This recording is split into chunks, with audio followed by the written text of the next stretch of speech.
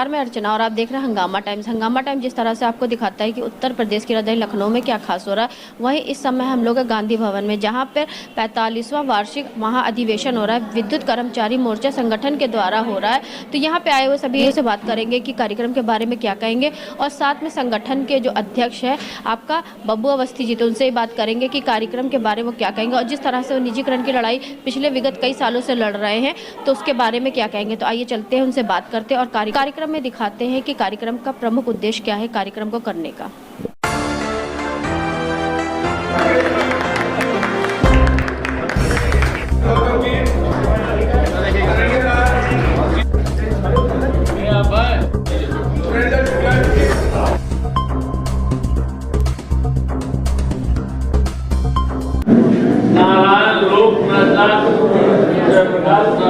के आंदोलन के बाद जब मैं यहाँ आया अपने लीडर में,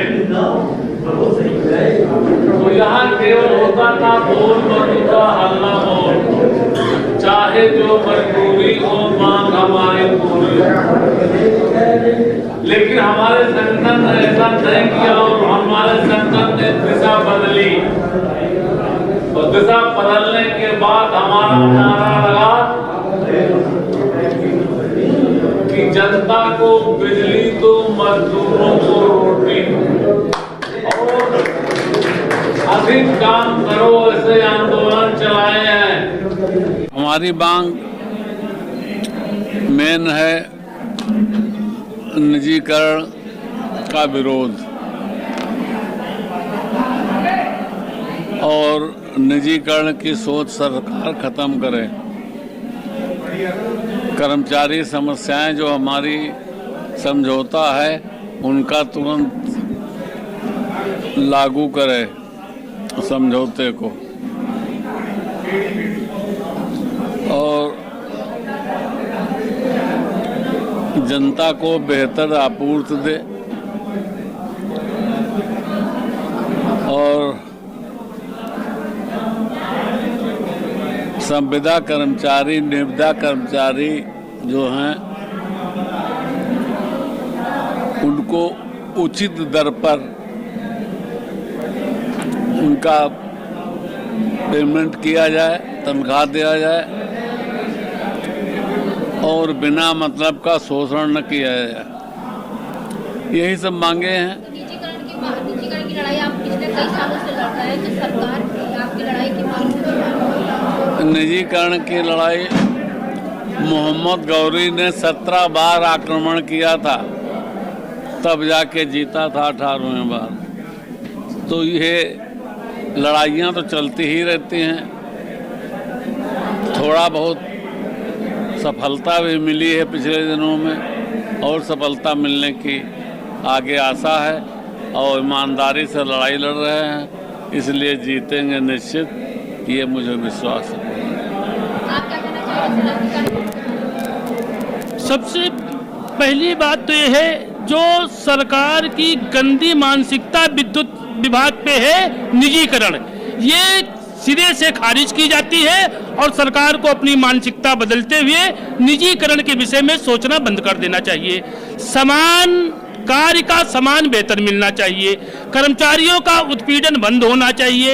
और जैसे कि आपने कहा कि ये लड़ाई लड़ी जा रही है, सफलता असफलता पे हमारा मतलब नहीं है। हम अपनी बात कह रहे हैं, सरकार हमारी बात सुन रही है। आज नहीं तो कल, कल नहीं तो परसों, जो सही है उसे मानने के लिए सरकार को भी मजबूर कर दिया जाएगा, और निजीकरण को रोकने का काम संगठन के द्वारा किया जाएगा। तो सर, जिस तरह से 45वां अधिवेशन रखा गया, 23 को भी रखा गया, 24 को भी रखा गया है, तो निजीकरण को लेके आपकी काफी मांगे हैं, तो क्या कहना चाहिए? देखिए, हमारा विचार और हमारी योजना सब कुछ स्पष्ट है, ठीक है। और निजीकरण के मामले में जब तक पूरा अध्ययन नहीं हो जाता, क्योंकि बहुत भ्रम फैलाया जा रहा है निजीकरण को लेकर के। हमारी कल चेयरमैन से बात हुई है, आज इन्होंने कहा कि कर्मचारी कोई निकाला नहीं जाएगा, और अभी उस पर कोई विचार नहीं हो रहा है। अभी उन्होंने कहा है, डॉक्टर पर्सनल ने भी इस चीज़ को कहा है, और यही चेयरमैन ने कहा था।